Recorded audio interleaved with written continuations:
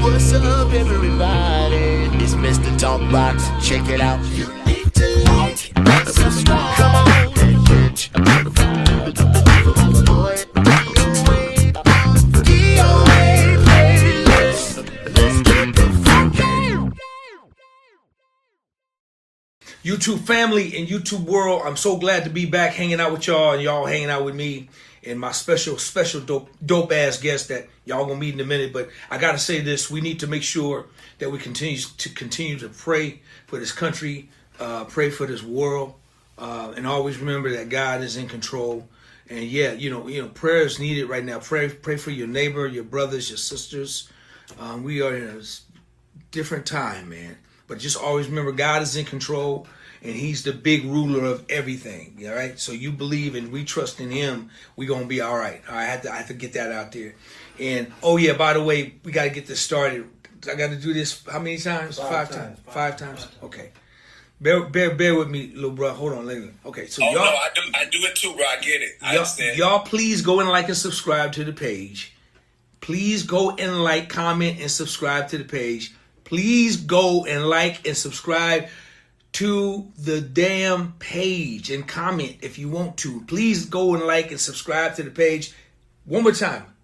Please go and like and subscribe to the page. Okay, there's a story behind this. I have to do this because, you know, my producer who runs everything about my IG, I don't do none of his stuff, y'all. I'm an old man. I don't know nothing about it. So I got me a youngster that he makes me do this thing 5 times. He says it works with the algorithms. Is it algorithms or algorithm? Because I'm country. I'll mess up a word, dog. I'll twist it. So all the rhythms and the isms and all this mechanisms, the funkisms. I got to get some more isms from Bootsy and George Clinton. So anyway, so I got to do that 5 times. So now we got that out the way. Can we get the thing going? Yes. Because we got. Let's not keep him waiting. Can't keep him waiting no more. Everybody got to know who this brother is. So listen.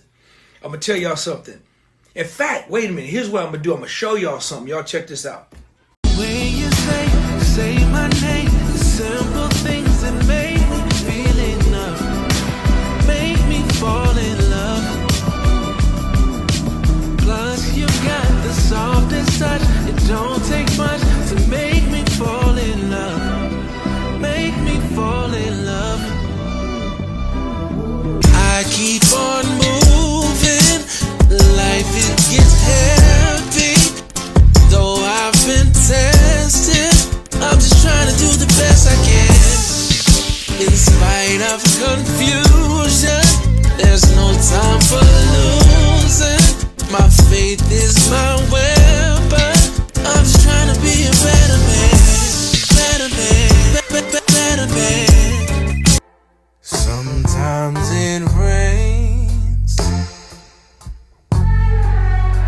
Caught in a storm, a time or two. Push through the worst to make it through. I'll tell you the truth. I remember when I was younger, people always try to tell me to take my time. So many fish out in the sea, and I pinky promise, boy, yeah, you'll be fine. As soon as I saw you, I made up my mind, and I know that you're one of a kind. And for you, I'll be a better man. Oh. Now, from my words, my mouth to everybody's ears, you're looking at and you just heard my artist of the decade. Okay, of the past, what's a decade? 10 years? 10 years, sir. This dude here. I barely know the brother. We just met on Instagram. I thank God that I love Instagrams for these moments right here, because I get to meet a lot of these youngsters, man, that's out there doing it in a big way. And this brother here, man, please, y'all, please support and check this brother out. Check his ministry out. Check out what he do, man. He's an incredible musician. He plays multiple instruments. Incredible producer. The way he thinks about music, his thought process of music, and he sings his ass off. I mean, just a talented brother Y'all show your love right now. Give it up for this beautiful brother right here. None other than Mo Dre. Mo Dre. Come on, man. Thank you, brother. Man, what an intro. What an intro. I appreciate you, man. Thank you for having me here, bro. Bro, I could go on and on and on just with that alone, and the show, the conversation can just be over with, man. Bro, I really appreciate you coming on, hanging out with me, having a conversation. I'm glad and honored, man, the fact that I got a chance to meet you even just this way, bro. I have a connection with you that, bro, you don't even realize, bro, you know, because your music, man, it speaks to my soul. You know, it speaks to my man, I got to be honest with you, man. The last group who's ever did this, man, to my soul is my boys Commission. All right? Commission is a group that just, they spoke to the world, man, and they spoke to the soul and the heart, man. Dude, your music, man, does that for me. And what you do, your artistry, it is absolutely incredible, man. I love what you do, love what you're doing. And let's get into this thing, man. Thank you, brother. And thank you for this platform, dude. I gotta real quickly, I gotta give you your flowers, man. You didn't know me from a can of paint, and you started showing love, and you would always reach out. You would always remind me, I ain't forget about you, Dre. Like, we gonna tap in. And I've watched you interview so many of my homies and so many wonderful friends of mine, the connection with Philip Lassiter and all these people. And man, so I just gotta say thank you for celebrating all of us, celebrating the community of like independent artists and musicians and creatives, man, because like we need that, man, and you're the right guy to do it, so we appreciate you. Dre, you know what, man? I'm not doing anything but what I'm supposed to be doing. That's honest to God true, bro. I'm doing exactly what I'm supposed to be doing, man. What I promised, made a vow to God and my mother, man, that, you know, I would always share and try to support any and every time I can. So I appreciate you, man. But thank you, man. Let's get into this conversation. So first of all, where are you from, bro? So I was born in Poughkeepsie, New York, like upstate New York, and I was basically essentially raised in upstate New York. I moved around a little bit when I was younger, but yeah, kind of grew up playing in church and stuff as a kid, you know, banging on the back of the pews at 3 and 4. My mom and all her sisters, they all sang in church. So yeah, that was kind of where it started upstate. And then I moved to, after high school, I moved to Boston. I received a full scholarship to go to Berkeley. So I moved to Boston in 2007. So Northeast is really kind of where I cut my teeth. You know, going to like Hez's church and seeing DW and them playing with their pops with Mr. Wright. What is his first name? But just that whole New York gospel scene. And then, yeah, got to Boston, man, and like met Justin Raines and all the cats that were playing up there in Boston.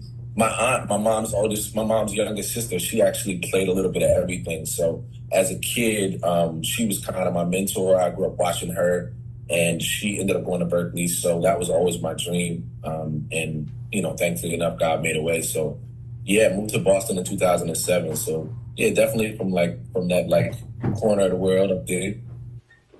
So how was your experience at Berkeley, man? Man, it was life changing. I had the opportunity to visit when I was younger, and I remember going and you know, just seeing the community of like realizing it was like kind of like summer camp for musicians. Like I was like, everybody here is dope and they do something different, and it was just this really dope ecosystem for creativity. But when I got there and I started attending as a student, man, I met people that I'm still friends with now, almost 15 years later, 20 years later. The classes were things that I never imagined. I had like an Earth, Wind, and Fire ensemble. Like how you go to, when you're a kid and you think about going to college, you're thinking about calculus and all these other things. And like we were taking like, you know, music theory courses, ear training. Our finals were like, you know, playing in trios with our friend, the music of Stevie Wonder, you know, and so it was it was pretty surreal to be in a space where like we were able to kind of not only learn in class from the teachers, but also you're learning from your peers as well, which that was, I think, the biggest thing for me, bro. Like, shout out to Chris Lofton. I don't know if you know, he used to play with Brian McKnight. Cats like that, Chris Lofton, Jetro, De Silva, like these guys looked out for me. I was a young cat.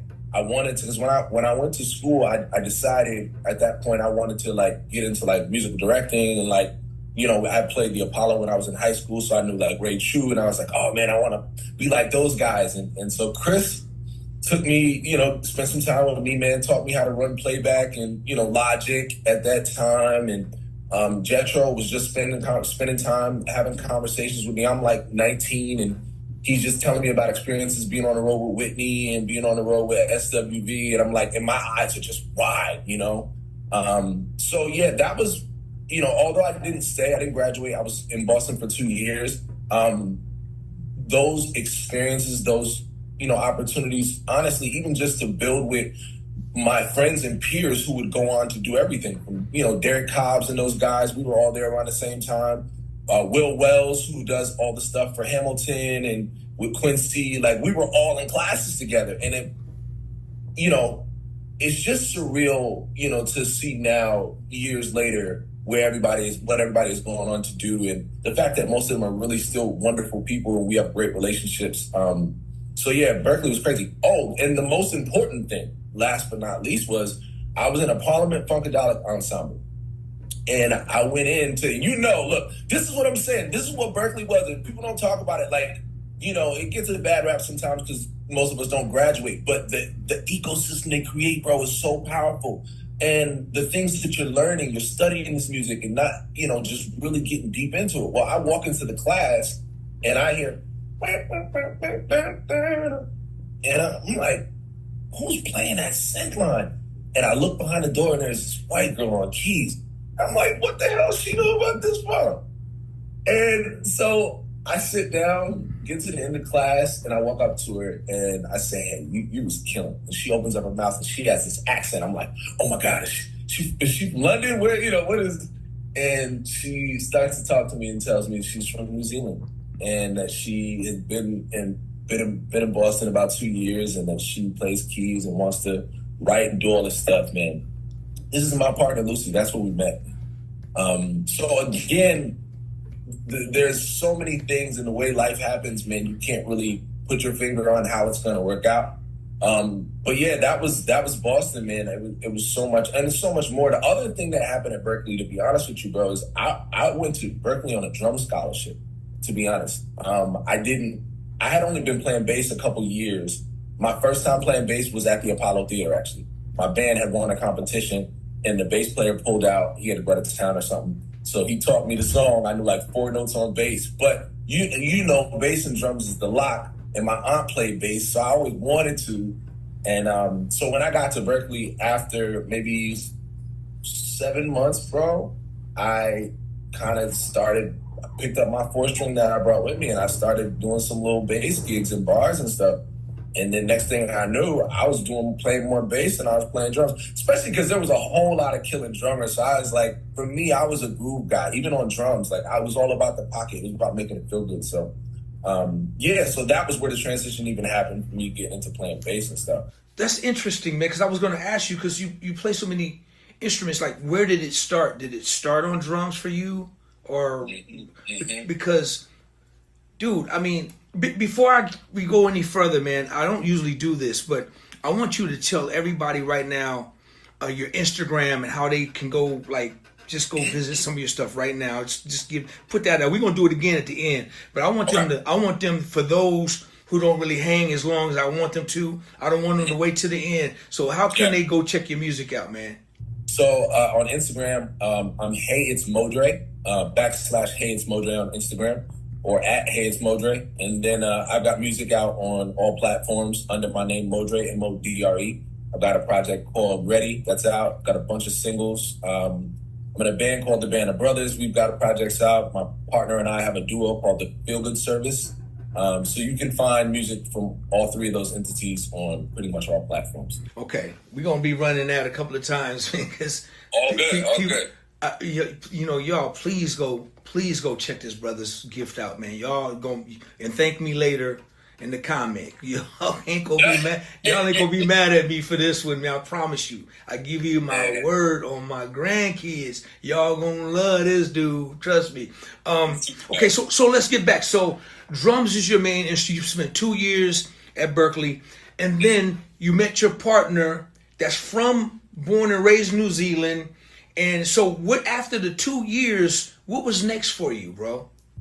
Well, the other person that I met at Berkeley was one of my best friends to this day. His name is Devin Johnson. And Devin, he was, at the time, he's a musician like me. We played the same instruments, keys, bass, drums, and church kid. He had just signed a deal with Universal Motown with Sylvia Rome. And at the time, I was helping him put his band together because he was about to leave Boston and go back to Atlanta to get ready for tour and finish an album. Long story short, man, he was like, yo, bro, you want to come down south with me? I was like, I got a scholarship. My grandmother lose her mind if I leave school. But I did, man. He went back. I went to visit with him one time. And I came back to school, talked to my advisor at school, and I was just like grateful for the opportunity, but I really wanna take this leap and go on the road and experience something different. I had a very different personal life growing up, so I didn't have like the traditional mom and dad situation. So I've always been a bit of a nomad. So it wasn't so much scary for me to make the jump. It was just more like, you know, more so the leaving school thing, but I was excited to get to Atlanta. You know, I was like, I knew at that time, this was like early 2000s. So like, I knew the legend of like Apache and of all the cats that were in the city that were killing, and the opportunity to go down there and hopefully get into some stuff was everything. So yeah, I left in 2009. 2009. 2009. So you put a band together, so you guys went on the road and toured. Did you get that? No, man, he didn't even know. The crazy part is I moved down south. We were actually living like in his hometown is Columbus, Georgia. So we were living outside of Atlanta. But we were there working on records and stuff. And then he decided eventually he didn't want to do the artist thing anymore. So he started writing and producing. He did some stuff with Day 26 and a couple of acts. And by that time, we had both got hired to play at this church in Atlanta. Pretty big church, biggest church I ever played at, most money I ever made in my life. And I moved here in 2010, and I was playing with a guy, Jarrell Flynn, J Fly on drums, who became my mentor. And man, as soon as I got to Atlanta, I kind of hit the ground running. I was setting up his drums at every gig. He would do these gigs with like Ike Stubblefield on organ and Trey Gilbert on bass. And so I just kind of started following those guys around, man. And yeah, I paid my dues for like at least a good year and a half, you know, setting up bass rigs, setting up drums. But really it was just, I needed to get here because I knew I didn't want to go to LA because it was just too oversaturated, I felt like, and it was too expensive. But in Atlanta felt like I could still feel settled a little bit, but there's enough work. And yeah, that's kind of how I got down here. Wow. So did you kind of, how long have you, so you're still in Atlanta? You're still in Atlanta. So did you kind of just set up shop there and just? Well, here's what happened. So I was playing at this church, and I know we all know this story. I was playing at this church, making good money, had a consistent gig, and then the calls start coming. Somebody hit me, my homeboy hit me and was like, yo, bro, you got a passport? I was like, yeah, I got a passport. He was like, because I need you to go overseas with Dietrich Haddon. I need you to fill in for me on this gig. It's going to Amsterdam. My first gig ever, like, on the road. So I went overseas with Dietrich. So real quick, Dre, are you on bass or are you on drums? I'm on bass at this point. So, okay. Yeah, so essentially, when I left Berkeley, I had really kind of leaned more into bass by that point. Like, you know, like I said, I started getting more gigs in Boston on bass. So when I got to Georgia, that's what I was playing primarily. I would take little church gigs here and there, and then eventually I got the bigger church gig, and with Jarrell and the guys, and so I'm playing bass at the church. Get the call to go out with Dietrich. Shout out to my guys Paige and Jiren and Chris Moten. I was the youngest in the band, and they had to give me the whole get it together, right? Right. So I think we only rehearsed for 3 hours or something like that. I had to learn the whole show. It was crazy. But we went over there. It was dope. We had a great time. I got back. And then, the calls just didn't stop. And basically, I started becoming the filling guy in the city because Trey was on the road with New Edition. Aaron Clay they were doing Heads of State with Johnny Gill and all that stuff. So all the cats that were the cats in Atlanta were busy. And then you had all the younger guys like Ant Parrish and Jay Troy, they were all out. So they would call me. And Ant Parrish is the one who actually called me to play with Dietrich. So then after that, I think I started doing a bunch of random stuff. I did BBD. I got called from Young World to go to play with BBD. And then after BBD, I did TLC, Lil Jon. Shout out to Lil Jon Roberts. Man, this is a weird thing. And there's going to be a lot of connections in this conversation because you already know how small the industry is. So I was maybe a year living here. I went to Apache for this panel that Lil Jon was hosting. And he stood up in the middle of he was having a conversation. He was saying something, and they did a Q&A, and I said something. I went to go speak, and before I could speak, he stopped me and he said, "Yo, y'all watch this cat, because in a minute y'all gotta know who he is. He's next, right?" And then 6 months later, he called me to play with TLC, and then so it was and I'm saying that because I gotta give John his flowers because man, he took a chance on me. He took a chance on me when I was a young cat. I had no real experience, but so TLC, Velvet DeVraw, do Flow Rider. I was doing for a while. I just kind of became the dream. Shout out to Jay Troy for putting me on that. And so I was a filling guy for a while here in Atlanta, and just kind of taking the gigs here and there. And I left the church. I had to make that hard decision. The pastor kind of gave me a proposition. Was oh, was it one of them things you got to do one or the other type of thing? Oh, bro, I ain't gonna say his name, so I think I can tell the story. Right, please do. So his wife, I came back from with Dietrich, and his wife was like, "Dre, I'm proud of you. I see you doing your thing." She pulls me to the side. She's like, "But just don't get too busy."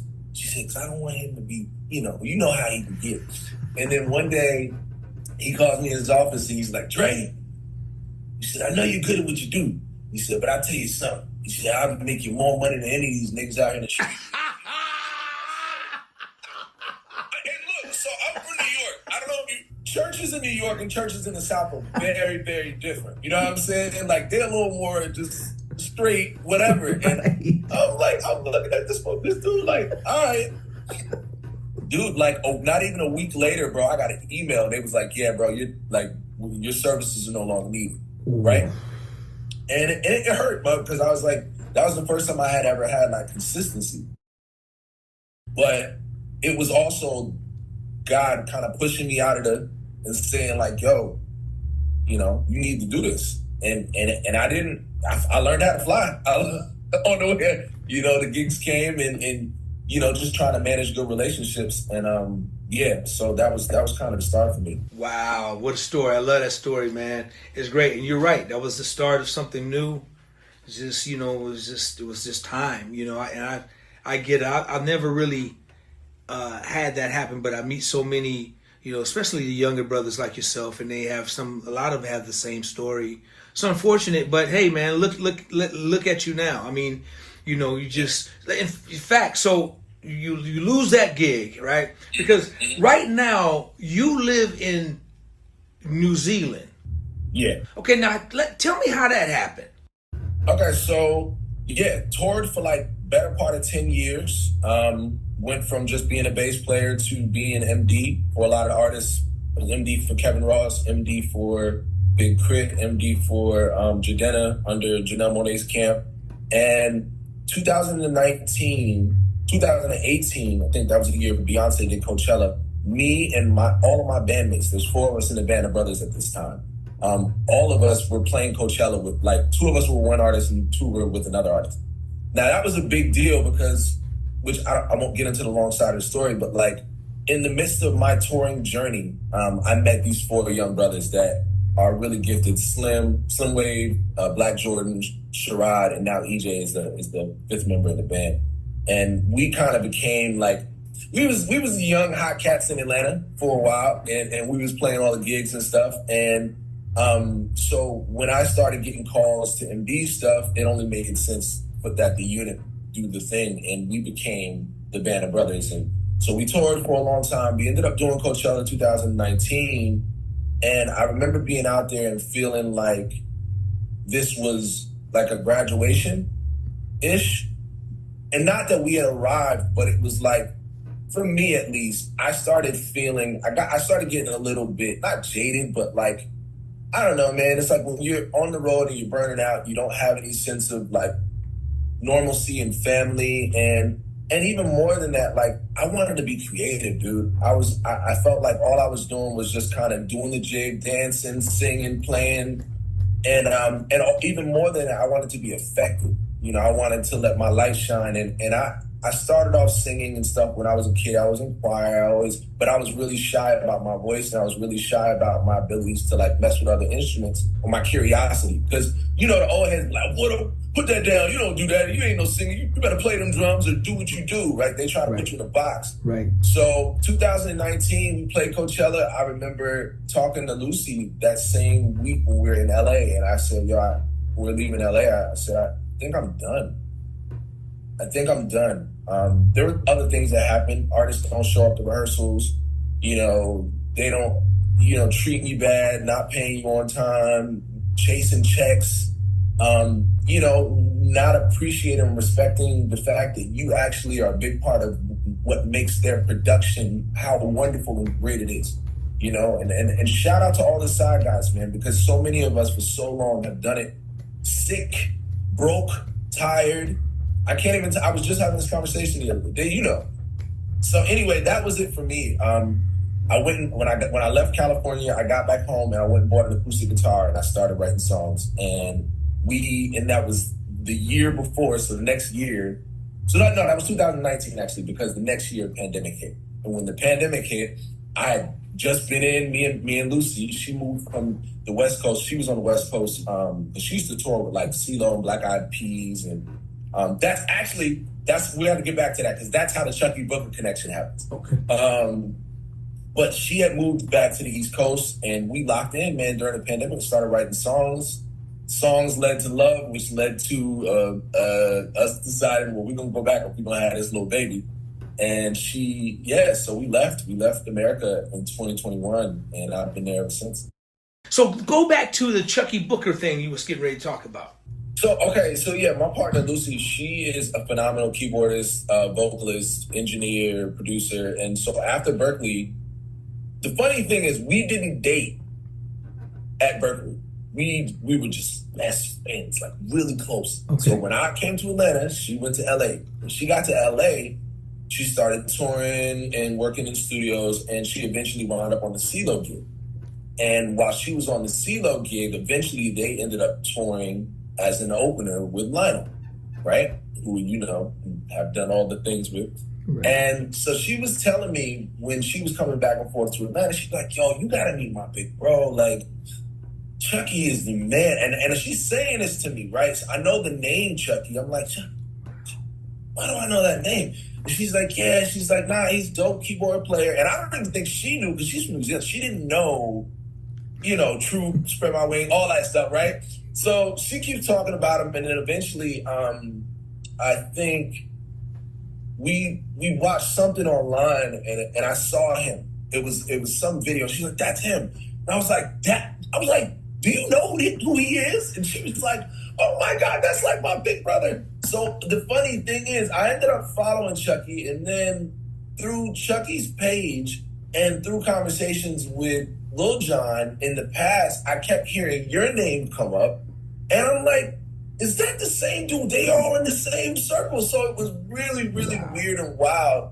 And so her and Chucky, they're really close, man. He looked out for her on the road. Him and Ethan. So it was really funny. So when I don't even know how we found each other, bro, but like I always say your vibe attracts your tribe, man. You know, and you cats were doing it, man. Like cats like you, Chucky, cats like what is his name? Tommy Sims. Oh, You know where I'm going with this. It is, you said it, bro. It's the faith thing. It's like, yo, when you just know that there's something else, another assignment that God has on you, you just cannot help but, like, you can stand back here and be like, oh no, I'm just gonna know. But like, I think, yeah, there's just a lineage, you know, and of cats. There's, you know, like yourself, man, that took that leap first so that we could take the leap. I'm so grateful that y'all did, because it at least makes cats like myself, my brother Slim Wave, and there's a bunch of other, you know, Devin Morrison, like so many of us that are like, you know, church kids, or we're like musicians that toured, that like found our own voice, you know what I mean, so to speak. Whether that's through the production or through the you know, artistry. But yeah, it's been a journey, man. It's a roller coaster ride for sure. when I listen to your music, man, you know, dude, I hear season. I hear some season, and I taste all the ingredients. Man, listen, you know some good cooking. I grew up with my grandmama. It's a feel thing. You ain't measuring nothing. It's a feeling. You know? It's a feel thing. It ain't no, we got to read the recipe and say, okay, I got to measure. No, it's a feel thing, brother. So when I listen to what you do, bro, I'm like, God, why couldn't I wish I would have wrote that record. God, I wish I would have wrote that record. Now we just got to do one together, bro. Man, dude, I'd be honored, man. I'd be honored. But bro, it's crazy, man, how when I listen to your music, how it's like, you know, like my little bro, Big Mike had a record. He had an album called Young Man Old Soul, and that's what I get, Young Man Old Soul. But dude, you're modernizing it so beautifully to where, you know, it's needed, man. It's so needed.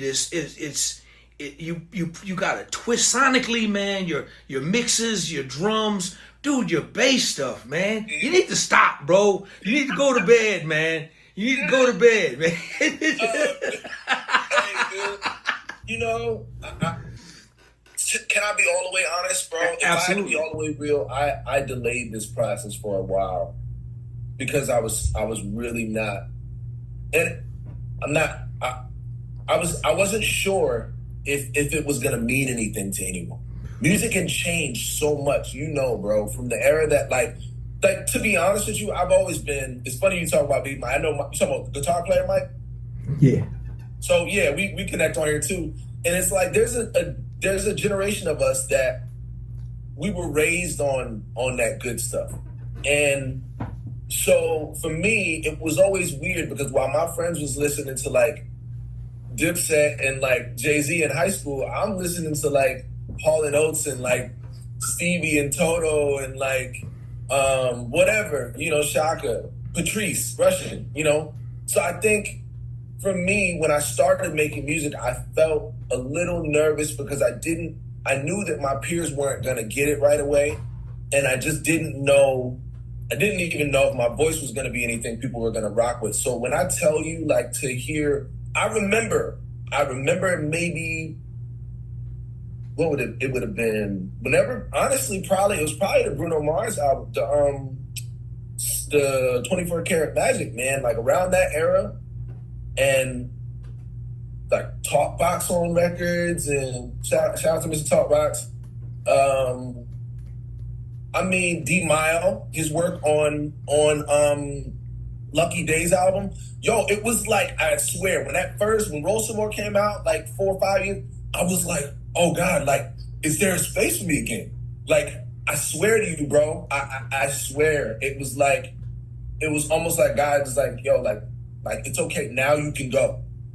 And I shouldn't have had to wait. I probably would have been a little further along, but I feel like I'm right on time, and I think you're right, man. The world, so much of urban music has been toxic for so long. It's glorifying toxicity in relationships and lifestyle. We've lost so many people due to those things. And I think that our culture and the world just needs a really big hug musically. And I think people want to dance and they want to feel good, you know? And so everything about all of the music that I grew up loving, whether it was Earth, Wind & Fire, Stevie, Tony, my favorite D'Angelo, Prince, you know, that whole Minneapolis sound, Jam and Lewis. I just kind of like, I don't know, man. I remember praying like, God, give me a song, and He gave me many songs eventually. But I was more so just like, give me a thing. I was always enamored by, especially like Teddy and Jam and Lewis, because they had a sound, they had a brand, they had a feeling, and you could touch it. Babyface, you knew when he wrote a record. It didn't matter who sang it. He was so intentional about his voice and his sound and his sonic blueprint. And that's the lineage that I come from. Those are my forefathers. And you're included in that, bro. I didn't know you did Lately, bro, but that's one of my favorite songs. Wow. Seriously. And I'm not just saying that. I'm sitting here going through your stuff, you know, and I'm just like, so needless to say, bro, I appreciate you saying what you said about my sound and the music that I'm making. The ideal was always classic music, which is the name of my company, but with a fresh approach, with something that, you know, it still feels new and it still feels like something you've never had before, but with a little hint of something that reminds you of something.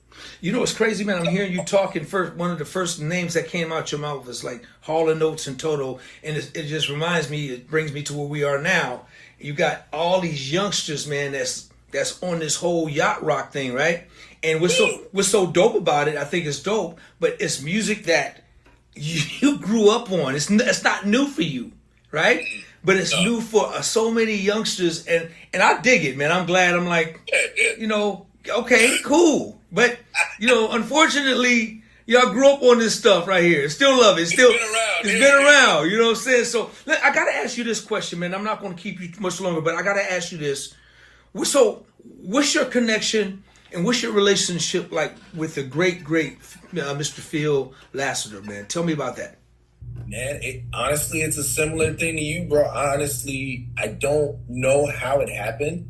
I just know one day we popped up on each other's radar, and I think it was the communal music thing. You know, he's got like his band and his group. Everything he does is like brings people together, and him and his wife do that kind of duo thing. And I think it was just kindred spirits. You know, and we started sending each other messages back and forth, really just encouraging each other. Like the past 3 or 4 years specifically, because he has young kids too. So it was a dad thing, but then it was like, he just started, like you, bro, just started commenting, popping up on my feed and dropping love. And I'm like, dude, you play with Prince, man. You're crazy. All these records, Kirk Franklin. And I'm like, but you know, for me, and you know how it goes, bro. I want to know the person, and so we ended up starting to do like Zoom chats a couple months ago, actually, and just talking about life, talking about the industry. And he's another one that is watering himself, and he's insulating his garden with beautiful things, right? That's like the kind of I guess the way that I explain it, man. Like. And so, yeah, that's kind of how we got close. And so we've just been building. He called me, I guess maybe a month ago, and was just telling me, you know, encouraging me like, yo, man, get your social media together, you know, because I feel like you got some stuff. People need to hear you, and just encouraging me, man. And so again, I don't even know. I don't know how these things happen. But again, I'm just grateful because y'all are some of my favorite people, and it so it at least makes me know. I used to knock on a lot of doors, G. I was never afraid to knock on doors to try and get people to pay attention to me. At a point, like once I started releasing music, I was like, nah, I'm just gonna go and send it out to everybody. But then something happened, maybe when my daughter was about 2, and it kind of got me feeling a little down because I wasn't getting the responses that I wanted with the music. And then I realized, and maybe it was just God just kind of revealing to me that like, yo, like it's not for you to make it happen. You just do the music. You just be who you are.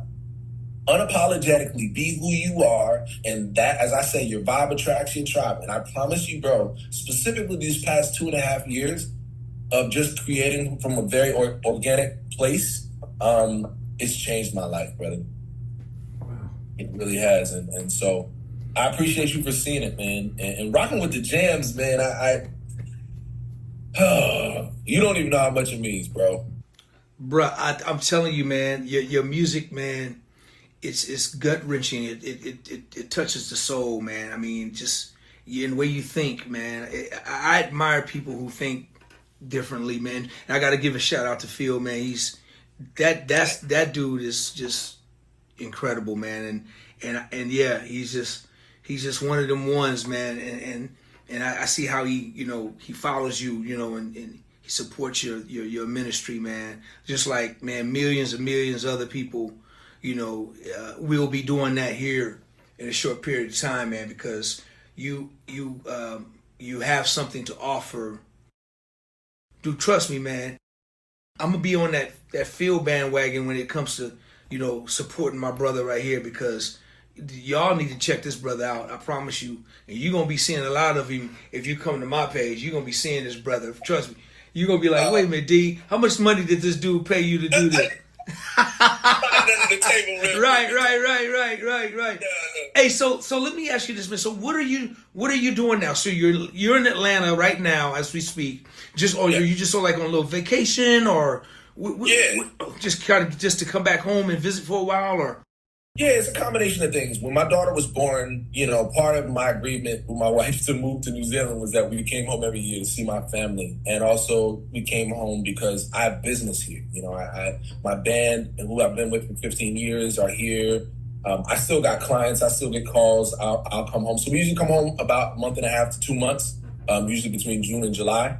And I have a showcase series called The Melting Pot that I do here in Atlanta. Right. It's all about supporting independent artists. It's like live show production, dancers, that whole thing.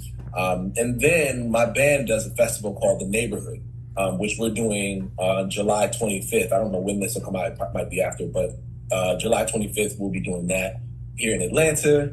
And then I've got a solo show on the 28th too. So I'm here doing that. Also, because I'm in New Zealand, a lot of the artists that I work with, at this point now I'm doing production full time. And a lot of the artists that I'm working with, developing, we have to work through Zoom. So I'm actually here in Atlanta working with a couple of those acts. A girl named Madison Symphony, who's phenomenal. Another girl out of New York named Daisy Skelton. And so, yeah, I'm just here while I can be in the room with them and create. I'm like taking advantage of it. So good. Set up shop, see a mic in the background. Right on, good. So I'm just going to tell you now, man, I'm going to make sure this will definitely drop before those dates. And before we sign out, I want to give those dates again before we get out of here. But bruh, once again, man, I'm so glad to have you and we having this conversation, man. Bruh, it just, very frugal, man, very knowledge, learned so much about you, man, and how intelligent you are. You're a young brother, man, but you got an old soul, man, and you got a gift of knowledge and wisdom at your age, man, and a love, man, for music. It's crazy, man, because you mentioned something earlier about how you thought, like, okay, wait a minute, music is changing.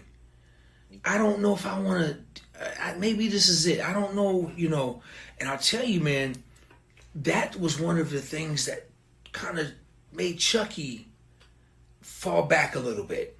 Because Chucky Booker, man, he's the greatest musician in the world to me, period. I'm not saying it because he's my brother, but he's just the most talented dude that I've ever met in my entire life. And I mean that.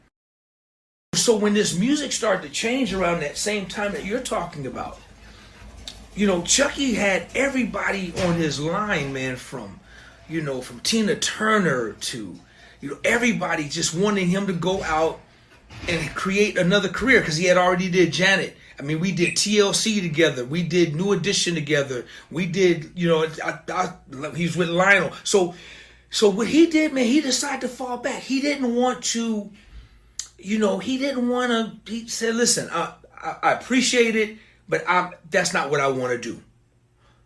No problem. I got another great career just waiting for me, and he's been rocking that. But now he's putting together a brand new record, man, that I'm telling you, man, it's gonna shock everybody on the planet. I promise you.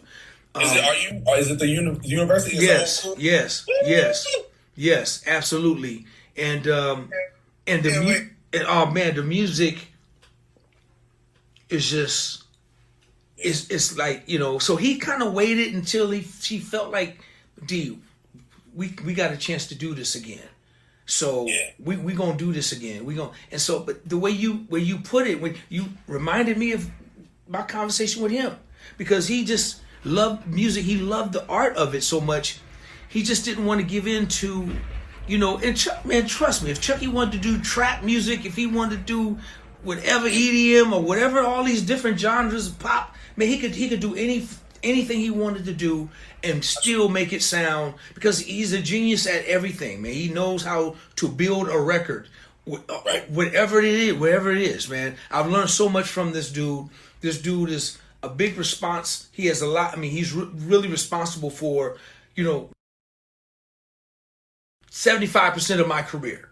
And that's, you know, so I was able to watch him and learn, you know, with him, and just watch him do what he do, man. So when I meet guys like you, man, dude, I'm gonna need to put you guys directly together, because I'd love to meet him, man. We never actually connected. Man, he's gonna lose his mind when he hear your music, man. You remind me of another friend of mine, this brother named Sam Bostic, man. He's another dude that you remind me of. This brother named Sam Bostic. He was with a group called Art and Soul.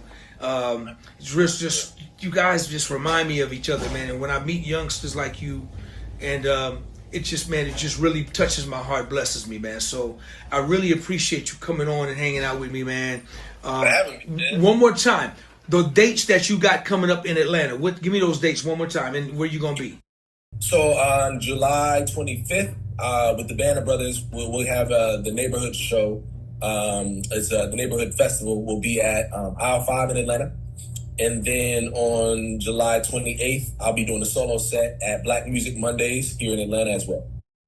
Okay, good. So, because this will definitely drop, and you know, before those dates. Okay, I will make sure of that. Mail, we can make sure. Yes, sir. Okay, cool. Man, I gotta ask you this last question. Now, it's a question that typically I would ask as from a bass player's perspective, because bass is that kind of like your thing, or drums, or piano, or keys, or vocals.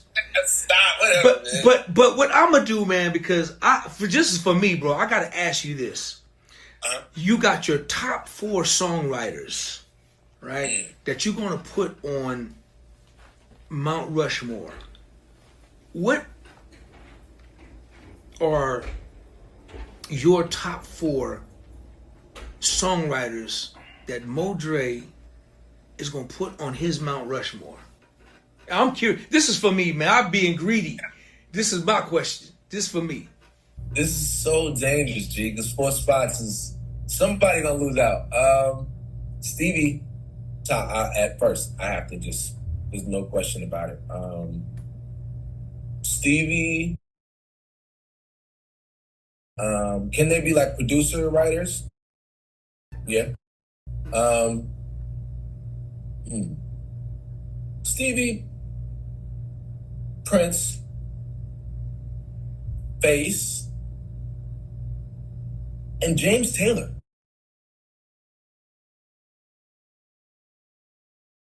I knew it, man. Storytelling, bro. Simplicity. You said it earlier, G. Like Fire and Rain, Carolina in My Mind. These songs were the seed of what made me want to start writing songs seriously. Come on, man. Yeah. So you know about it. But Stevie, those that's my 4. That's a hard one because there's some honorable mentions in it. But that's you can give some honorable mentions. I'm curious, man. Who else would you put on that list? I'm curious. Man, yeah. Jam and Lewis definitely. If I had an honorable mention, a 4 honorable mention, Jam and Lewis would be there. Fred, you said it earlier. Like so much of his early stuff was a big part of because I grew up playing in church and that. So yeah, the other 2 songwriters, I'm gonna give D Mile one because he saved music for this generation, I think. And then the last one, Tom Bell. You know, there's always been that middle ground between, like, is it Motown? Is it Philly Soul, Stax, Philly Soul all day? I give Gamble and Huff their credit. Like, I would say, I'm just gonna say the whole Philly Soul thing, because I can't really choose one of them. But Tom, I know the reels behind the unsung heroes that, you know what I'm talking about, right? I love it. You know the reels behind the unsung heroes, but I love that. You know why? Because when you're a side man, sometimes you get treated like you're a no man or no woman, or you just, you know, they don't need you. But if it wasn't for being a side man or a side woman, they can't hit the stage by themselves, Doc. Now, unless they just playing a track or some stems, but they can't, you know, they gotta have help from, whether it's me, you, or somebody else. They gotta find somebody to play bass or drums, or, you know, they so I what do you say? I love to know the reels behind the what? Behind the something. Behind the something.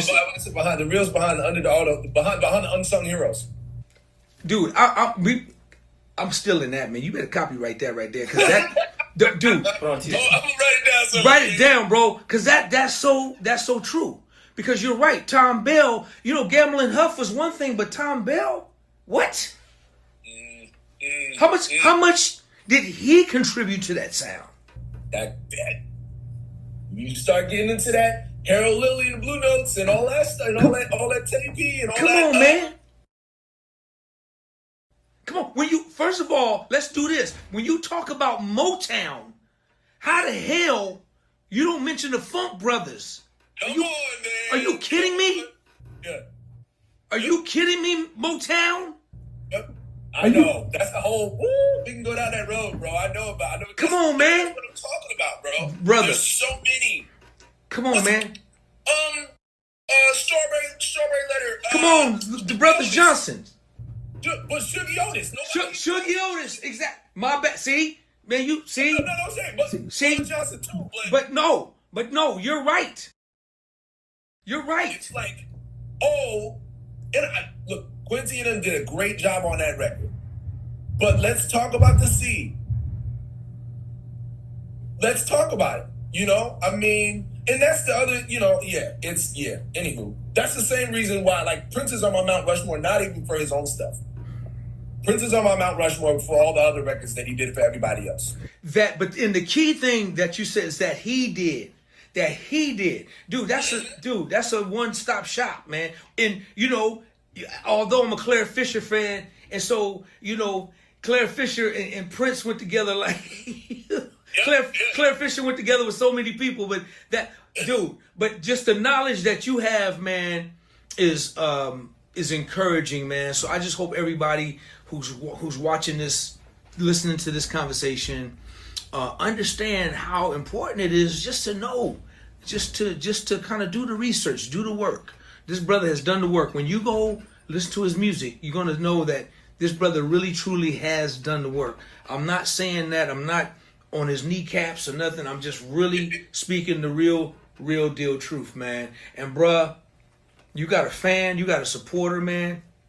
Anytime you want to talk, anything I could do for you, man, just call me. And y'all, please give out your social media one more time, man, because I need them to go see your socials. Mm-hmm. On Instagram, I am at Hey It's Modre. And it's the same on Twitter, and should be the same on TikTok. It's the same on TikTok as well.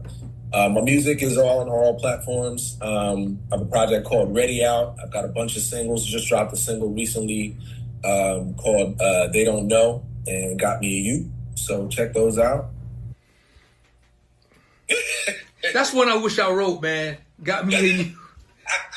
You playing all my favorite chords, dude, on guitar, man. I'm like, that's crazy. That joint, man, I'm like, okay, I gotta listen to it.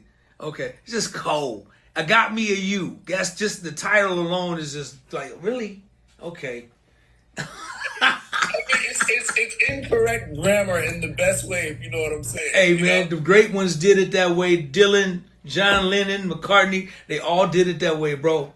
They all did it that way. It was just something special, you know, something special. But bro, listen, man, I appreciate you, man. Enjoy your rest of your time with your friends, your family, your loved ones, man, and you make sure you have safe travels. Listen, I gotta say this before we go. Y'all keep this world in prayer. Keep this world in prayer. You heard Mo Dre talk about how he's hurt to see his family go through what they're going through. And right now he's away from it in a better place. Let's keep it 1,000. He's in a better place, man. But he's away from his family and they going through it. And I'm here with my family. We all going through it, you know, and we're watching other people go through it. Stuff being taken away, you know, lives being lost, benefits. Raids, man. Like it's inhumane, bro. It's literally we're literally going backwards. Come on, man. We are definitely brother. Let me applaud you. We are going backwards. We are going backwards, and so just pray for this country, y'all. For real. Pray for your brothers and your sisters and your neighbors, whether you like them or not. Just, you know, and just keep God first, and always remember He is in control. He is the ruler of all rules. He's the one. He's the one that I put my faith and trust in, and that's all that matters. He's the biggest president. He's my president. So. Oh, I got to do this one more time. One more time. Can you say something? Make sure people know I ain't talking to you. Can you say it 5 times? See, he's just nodding his head like I ain't talking to no damn body. I'm talking to somebody. Mel, say what's up. What's happening, y'all? It's his fault. Oh, you hear the voice? I'm not no tranquillicist or tranvillicist or. I told y'all I jack up a word, man. I'm country, but listen. Okay, but I got some help. Right? Yes, sir. Mo Dre, just be ready, because when I say hit it, I want you to hit it for me, all right? We just gonna do a improv 101, no rehearsal, right? Yeah. All right. Yep. Y'all, please go and like and subscribe to the page. Leave a comment. Please go and like, subscribe to the page. Leave a comment. Please go and like and subscribe to the page. Leave a comment. Please go and like and subscribe to the page and leave a comment. Mayo, watch this. No rehearsal. Dre, hit it for me one time. Please go and like and subscribe to the page and leave a comment. Woo! Woo! Come on, man, put your hands together. I got 50,000. You got 50. Dre got another 50. That's 150. That's 150 standing up. Woo! I knew we could do it, dog. I knew we could do it, man. Hey, so man, if we go on tour together, you want to get on drums. I got to get on bass because I can't keep a beat for nothing. All right? Is that a bet? Is that a bet, man? That's a bet. That's us, baby. Or man, if just let me know, man. Just let me know when you bring your act over here. I gotta see it, man. Let me know, man. All right. And I'm hopefully try to pull you on stage and come and rock. Come on, man. Let's go, man. Hey, I love your music so good, man. You pull me out of retirement. Let's go, man. If he call me, man, Let's go. Hey, man, come on, man. Let's go. And plus, he a 4-string guy too. He a 5-string, but he be killing. He play the 4 like it's the 6. That's when you know you special. Yes, sir. Hey man, I appreciate you so much, man. Thank you for this. And I'm really gonna reach out, man. I ain't gonna lie. I've been praying for a mentor, you know, and sometimes just having some people like yourself to just talk to, man, means a lot. So I'll be in touch, man. Man, anytime, 24/7, man. I'm an open book. Anytime, bro. Anytime you want to talk, rap, or you need something, man, just hit me up, man. I got you. You can have everything I got, man. You can have it. I want you to have it, man. So even if I got anything to offer you, just let me know. You can ask yours. All right? Same here. All right? Same It's here. yours, man. Y'all show your love for my brother, man. Mo Dre. Dre, thank you, man. Thank Much, you, brother. much love and respect to you, man. Same to you, big bro. DOA playlist.